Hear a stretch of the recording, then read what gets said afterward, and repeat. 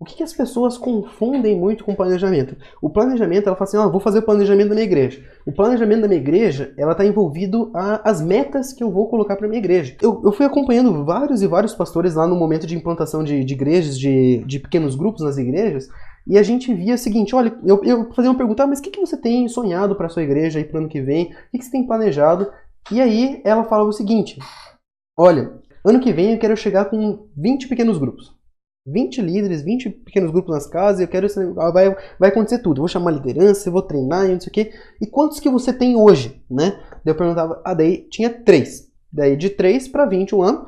E aí tudo bem, né? Você escolhe, você planeja, você sonha para sua igreja, coloca os seus sonhos no plano de Deus e bora trabalhar para isso acontecer. E Deus vai abrindo portas, Deus vai dando direcionamento para isso acontecer. Porém, dentro do planejamento, é isso que eu quero dar atenção, para que você esteja atento agora. Que no planejamento se esquece muito de algumas variáveis que envolvem um determinado resultado na sua igreja. Às vezes, a sua igreja, você quer planejar algumas coisas para a sua igreja, mas você ainda não está preparado para esse crescimento. Vou te mostrar o porquê nesse próprio exemplo, tá? Então, digamos que você quer ter 20 pequenos grupos, 20 células na sua igreja. Porém, o que exige desse planejamento para acontecer isso na igreja? A coisa mais óbvia seria ter um número de 20 casas, 20 líderes, fazendo suas reuniões todas as semanas. Porém, envolve várias outras coisas. Envolve, por exemplo, o treinamento desses líderes. Você tem que treinar, no mínimo, 20 líderes e você tem que ser 100% efetivo para que todos os líderes que você treinar vão ser realmente líderes de pequeno grupo de célula. Tá entendendo? Essa é a primeira variável que você está impondo no teu planejamento. Porque eu quero 20 grupos, eu preciso de 20 líderes treinados e qualificados a liderar. Você vai também precisar de 20 casas, né? Você não tem como você fazer as reuniões nas casas se você não tiver uma casa. Eu estou falando isso, parece óbvio, mas dentro do planejamento, 98% das vezes não entra essas variáveis. E olha que eu já acompanhei, já vi muita igreja mesmo. E aí, você tem que entender que você vai precisar de 20 líderes bem treinados, 20 casas. Às vezes você não vai conseguir a casa do próprio líder, você vai precisar de anfitriões. Então você vai ter que pensar em outras pessoas que estão comprometidas a isso também.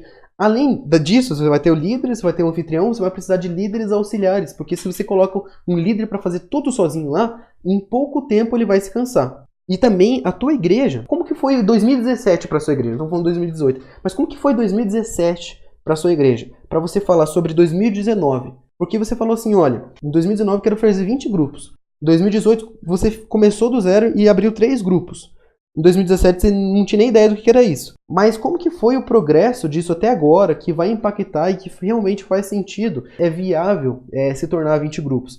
Porque a tua igreja também, a quantidade de números de grupos, para mim não é uma informação importante. Não é um indicador que a igreja é boa ou não é boa. Tá? Não é, para mim não é um indicador legal.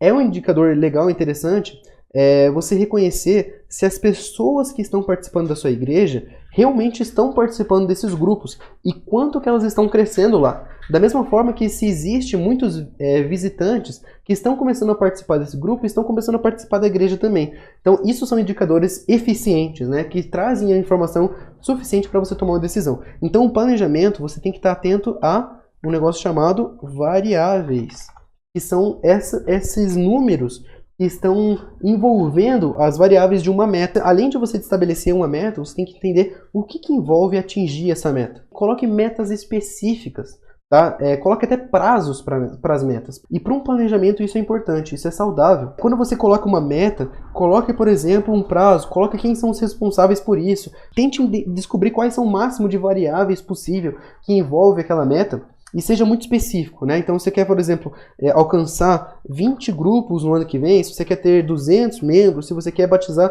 30 pessoas, defina, por exemplo, até quando você quer fazer isso? Até final de 2019? Então, quebra isso em pequenas partes, em trimestres, por exemplo, porque planejamento trimestral é importante.